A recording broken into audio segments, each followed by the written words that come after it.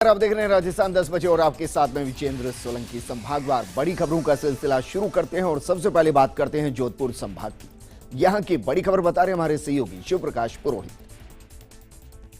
शहर में लगातार बढ़ रहा है कोरोना मरीजों का आंकड़ा। आज भी 1711 कोरोना के नए मरीज आए सामने, तो वहीं 15 कोरोना मरीजों की हुई मौत।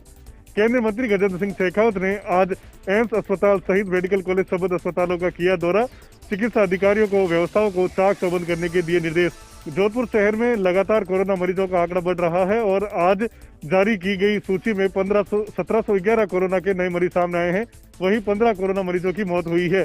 मेडिकल कॉलेज की ओर से ऑक्सीजन जनरेटर प्लांट लगाने में बरती जा रही लापरवाही के बाद दायर किए गए परिवार पर प्रसंज्ञान लेते हुए राज्य मानवाधिकार आयोग के अध्यक्ष जस्टिस जी.के. व्यास और रजिस्ट्रार ओमी पुरोहित ने आज एमडीएम अस्पताल जाकर ऑक्सीजन जनरेटर प्लांट की साइट विजिट की।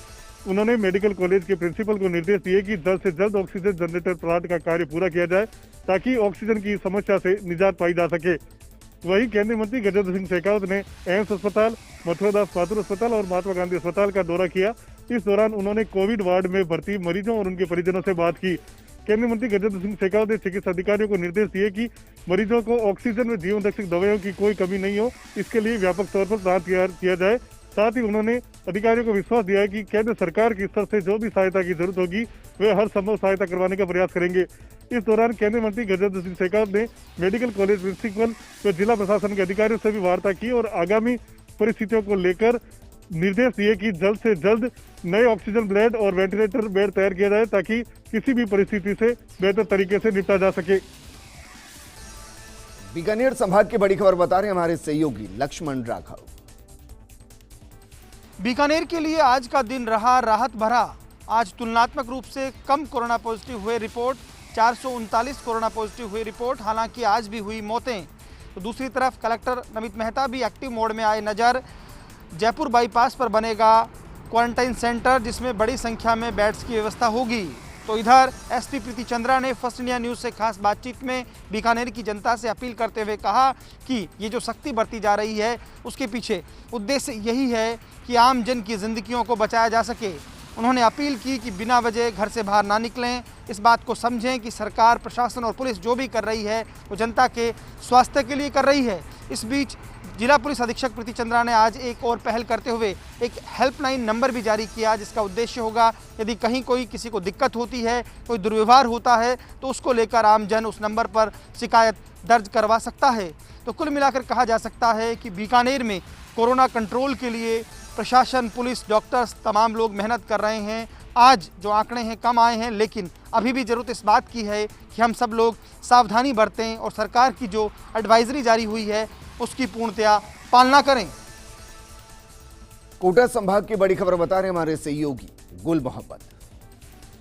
कोटा में भी कहर बरपा रहे कोरोना की रफ्तार अब थोड़ी कम हुई है। कोटा में आज 955 नए कोरोना रोगी सामने आए हैं। ये आंकड़ा जरूर ज़्यादा है, लेकिन ये आंकड़ा पिछले कई दिनों बाद थोड़ा कम हुआ है, क्योंकि पिछले कई दिनों से कोटा में रोजाना कोरोना मरीजों का आंकड़ा 1000 के पार पहुंच रहा था। वहीं अस्पताल में ऑक्सीजन की कमी दूर होने के बाद स्थिति अब थोड़ी सामान्य होने लगी है। यूडीएच मंत्री शांति धारीवाल भी लगातार कोटा में कोरोना के मरीजों की स्थिति की पल पल अपडेट ले रहे हैं और चिकित्सा इंतजामों का भी फीडबैक ले रहे हैं और उन्हें दुरुस्त करने का प्रयास कर रहे हैं। मंत्री धारीवाल ने विधायक कोष से 2 करोड़ 60 लाख रुपए चिकित्सा उपकरणों के लिए दिए हैं।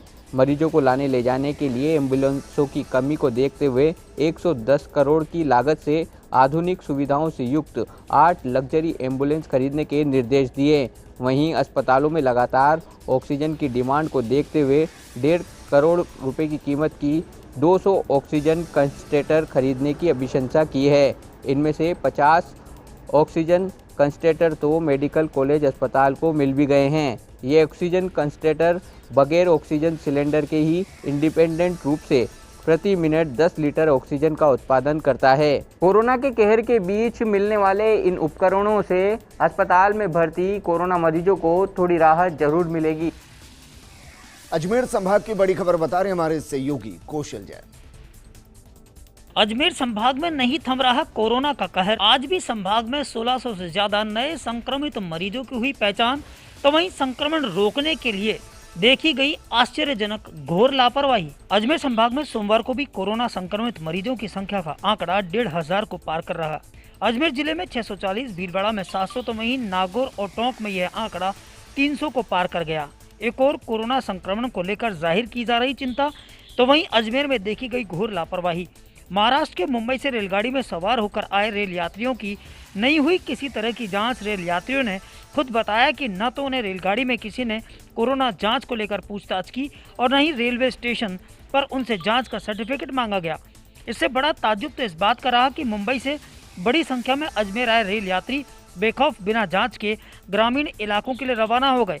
खानापूर्ति के नाम पर महज उस ऑटो चालक का चालान काटा गया जिसने क्षमता से ज्यादा सवारियां बिठाई थी। बगैर कोरोना जांच के प्रदेश में आने पर लगे प्रतिबंध को लेकर जारी गाइडलाइन का देखा गया खुला उल्लंघन। यदि यही हालात रहे तो किस तरह से संक्रमण पर लगाई जा सकेगी रोक, बना हुआ है बड़ा सवाल। उदयपुर संभाग की बड़ी खबर बता रहे हमारे सहयोगी रवि शर्मा। उदयपुर के मादड़ी औद्योगिक इलाके में स्थित एक कबाड़ गोदाम में शॉर्ट सर्किट से अचानक आग लग गई। इस आग ने पलक झपकते ही रौद्र रूप धारण कर लिया और पड़ोस के 3 से ज्यादा कबाड़ गोदाम और रिलायंस धागा मिल को भी अपनी चपेट में ले लिया। नगर निगम की दमकलों ने कड़ी मशक्कत के बाद आग पर काबू पाया।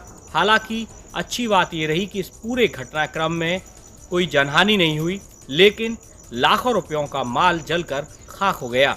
उदयपुर के प्रतापनगर थाना क्षेत्र में स्थित मादड़ी औद्योगिक इलाके के एक कबाड़ गोदाम में आज अचानक आग लग गई। आग इतनी भयंकर थी कि कुछ ही देर में आग ने आसपास के 4 कबाड़ के गोदाम और रिलायंस धागा फैक्ट्री को अपनी जद में ले लिया। आग लगने की सूचना के साथ ही नगर निगम की आधे दर्जन से ज़्यादा दमकलें मौके पर पहुंची और आग को काबू करने का प्रयास शुरू किया। करीब 6 घंटे से भी ज़्यादा समय तक नगर निगम के फायर ब्रिगेड के कर्मी आग को बुझाने की जद्दोजहद करते रहे, लेकिन आग काबू नहीं आई। आग के चलते लाखों रुपयों का सामान, कबाड़ और अन्य महत्वपूर्ण सामग्री जलकर खाक हो गई। नगर निगम की दमकल ने करीब 2 लाख लीटर से ज़्यादा पानी और 200 लीटर से ज़्यादा फोम का इस्तेमाल कर आग को देर शाम बुझाने में सफलता हासिल की। करीब 9 बजे लगी आग शाम 7 बजे तक बमुश्किल बुझाई जा सकी। करीब 10 घंटे से भी ज़्यादा समय तक आग को काबू करने के लिए नगर निगम की दमकलें लगातार काम करती रहीं। नगर निगम के फायर फाइटर्स ने पानी और फोम के मार्फत इस आग को काबू किया। भरतपुर संभाग की बड़ी खबर बता रहे हमारे सहयोगी रवि कटारा। हालांकि दुल्हन को लेने के लिए हेलीकॉप्टर कल दोबारा फिर करीली गांव आएगा, जिसके बाद दुल्हन करीली गांव से बैर के रायपुर गांव पहुंचेगी। बैर तहसील के रायपुर गांव से आज हेलीकॉप्टर से दूल्हा नदवी तहसील के करीली गांव पहुंचा, जहां पुलिस और प्रशासन के अधिकारियों के बीच दूल्हे ने हेलीकॉप्टर के साथ लैंडिंग की। इस मौके पर उपखंड अधिकारी की कोरोना के बढ़ते प्रकोप को देखते हुए और चिकित्सा अधिकारियों के द्वारा मना करने के बाद भी उच्च अधिकारियों ने हेलीकॉप्टर उतारने की अनुमति दे दी। वहीं जब बैर से हेलीकॉप्टर उड़ा तो हेलीकॉप्टर को देखने के लिए लोगों की भीड़ जमा हो गई, जिसके बाद हेलीकॉप्टर सीधा ससुराल के करीली गांव उतरा, जिसको देखने के लिए ग्रामीण भी पहुंचे। हालांकि दूल्हा को छोड़कर हेलीकॉप्टर वहां से रवाना हो गया। भरतपुर में कोरोना की दूसरी लहर में भी दुल्हन को लेने पहुंचा हेलीकॉप्टर से दूल्हा। नियमों को ताक परख कर दी गई प्रशासन के द्वारा अनुमति।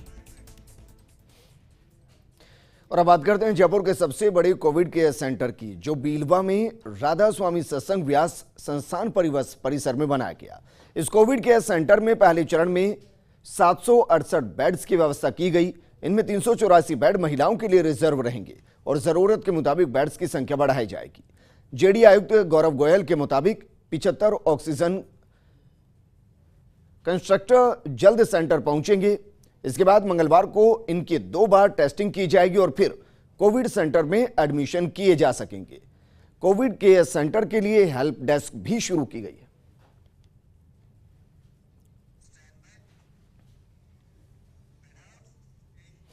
केंद्रीय मंत्री और बाड़मेर जैसलमेर सांसद कैलाश चौधरी ने बाड़मेर के बालोतरा के नाहटा अस्पताल का निरीक्षण किया। इस दौरान केंद्रीय मंत्री ने नाहटा अस्पताल के कोविड-19 वार्ड और इमरजेंसी वार्ड में भर्ती रोगियों और परिजनों से बात की और अधिकारियों के साथ बैठक कर स्वास्थ्य सुविधाओं की जानकारी ली।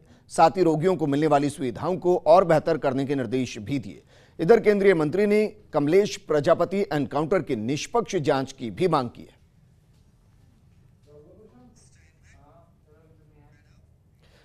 जयपुर के खोले के हनुमान मंदिर में कल हनुमान जन्मोत्सव मनाया जाएगा। श्री नरवर आश्रम सेवा समिति के महामंत्री ब्रिजमोहन शर्मा ने बताया कि इस दौरान सुबह 4:15 बजे हनुमान जी का अभिषेक किया जाएगा, चांदी की पोशाक धारण करवाई जाएगी, साथ ही रामायण पाठ के समापन पर यज्ञ का आयोजन भी होगा।